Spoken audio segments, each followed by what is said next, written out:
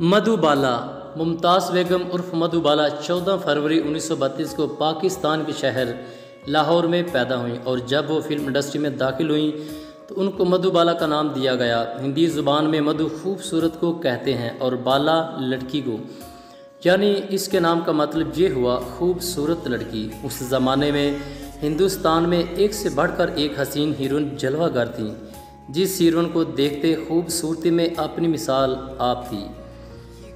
दिलकश और पुरकशिश में यकता मगर आफ्ताब व महताब के इस झुरमट में ही मधुबाला सबसे अलग, मुनफरिद, मुख्तलिफ और सबसे ज़्यादा हसीन औरत करार दी गई। मुख्तसर ये कि हिंदुस्तान इंडस्ट्री में एक से बढ़कर एक हसीन व जमील हीरोइन आई थी, मगर मधुबाला जैसी कोई दूसरी ना थी। मुमताज़ बेगम जब मधुबाला बनी, घर के तमाम जिम्मेदारियाँ उस पर डाल दी गई थीं। मधुबाला ने अपने बाप और अपनी बहनों को हर ऐशो आराम मुहैया किया। दुनिया की तमाम नेमतें उनके कदमों में ढेर कर दी। मधुबाला की दूसरी बहनें भी बड़ी खूबसूरत थीं, मगर मधुबाला वाली बात किसी और में कहाँ थी।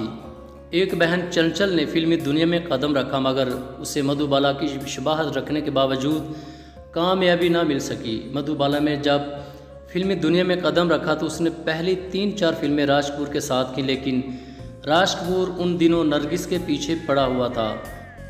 फिर कुछ फिल्में प्रेमनाथ के साथ की। प्रेमनाथ एक खुश शक्ल और जिंदा दिल इंसान था और अपने लच्छेदार बातों से सनफ मुखालिफ का दिल जीतने का गुर भी जानता था।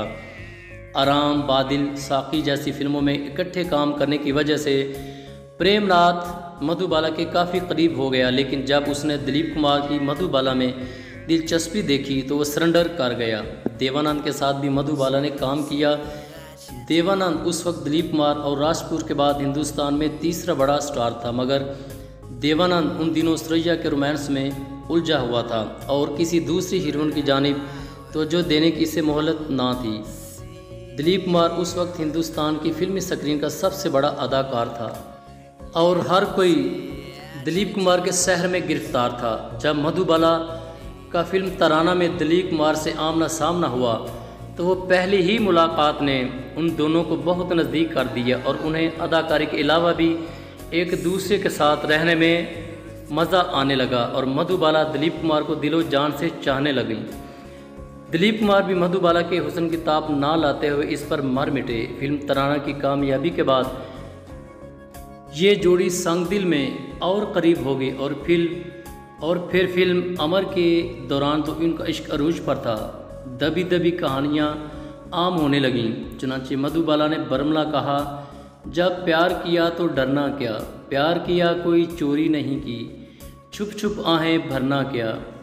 ना सिर्फ दिलीप कुमार और मधुबाला एक दूसरे को पसंद करते थे, बल्कि दोनों के घर वाले भी इस मिलन के हक में थे, मगर अदाकारी तरक कर देने वाली बात थी जो मधुबाला के घर वालों को मंजूर ना थी।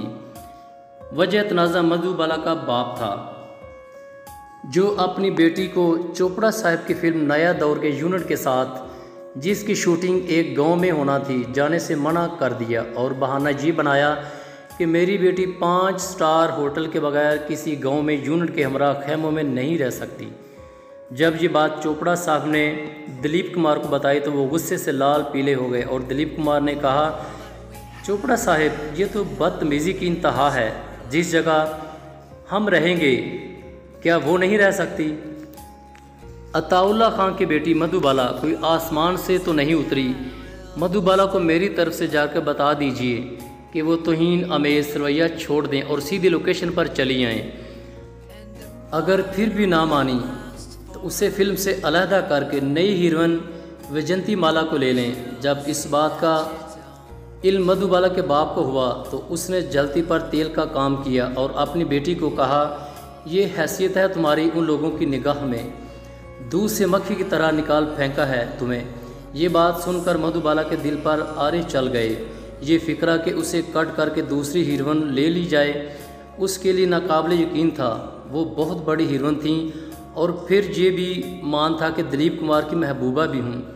लाख नाराज़गी सही, मगर वो आम फिल्म साज को अपनी महबूबा पर तरजीह नहीं देगा। चनांचे मधुबाला ने गुस्से के आलम में न आओ देखा न ताओ देखा, सीधी दिलीप कुमार के पास पहुंची और कहा, ये हैसियत है मेरी आपकी निगाह में मेरे मुकाबले में एक फिल्म साज की हमायत कर रहे हैं, मुझे फिल्म से कट करवा के कंजरी वैजयंती माला को हीरो लेना चाहते हो।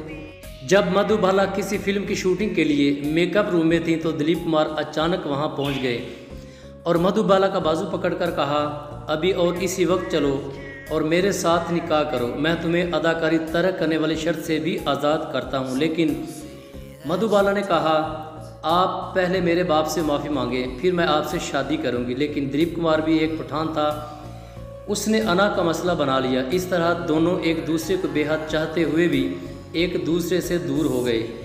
जिस्मानी तौर पर मधुबाला ने अपने बाप के कहने पर किशोर कुमार से शादी ज़रूर की, लेकिन रूहानी तौर पर वो दिलीप कुमार को ही अपना मजाजी खुदा समझती थी। दिलीप कुमार को खो देने का फ़ैसला कोई मामूली फ़ैसला न था। मधुबाला ने एक जज्बाती लम्हे में ये फ़ैसला किया था जिस पर वो ज़िंदगी भर पछताती रही।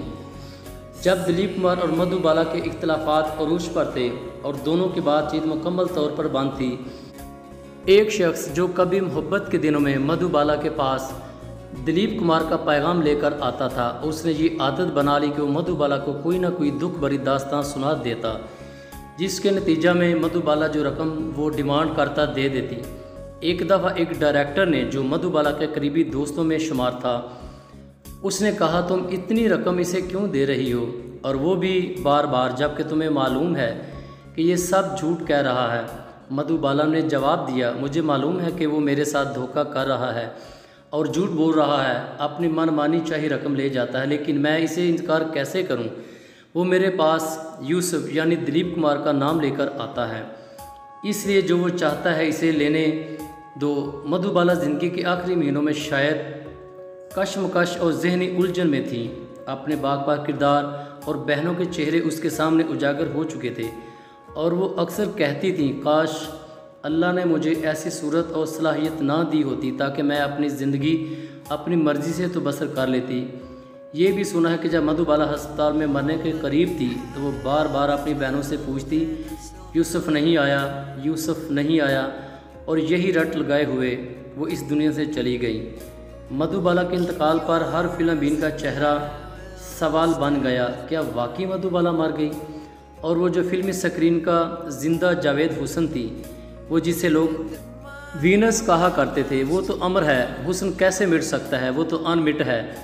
लेकिन ये हकीकत थी, वाकई मधुबाला अमर हो गई। मधुबाला की मौत पर मधुबाला की बहनों ने दिलीप कुमार को बहुत बुरा भला कहा। जब मधुबाला का 23 फरवरी 1969 को इंतकाल हुआ तो दिलीप कुमार उस वक्त इंडिया में ना थे। बैरून मुल्क से वापसी पर दिलीप कुमार सीधा मधुबाला की कब्र पर गए, फूल चढ़ाए और दुआ मांगने के बाद बच्चों की तरफ फूट फूट कर रोने लगे। किसी शायर ने क्या खूब कहा है, इश्क आप भी अवल्ला एदे कम भी अवल्ले, जिदे पेश पै जांदा कक छड़दा नहीं पल्ले। इसमें कोई शक नहीं कि कुदरत ने इन दोनों को एक दूसरे के लिए बनाया था, लेकिन अफसोस कि इन दो प्रेमियों का मिलन ना हो सका। अगर मिलन हो गया होता तो शायद ये प्रेम कहानी अपने अंदर इतनी लताफत और लज्जत छुपाए ना होती।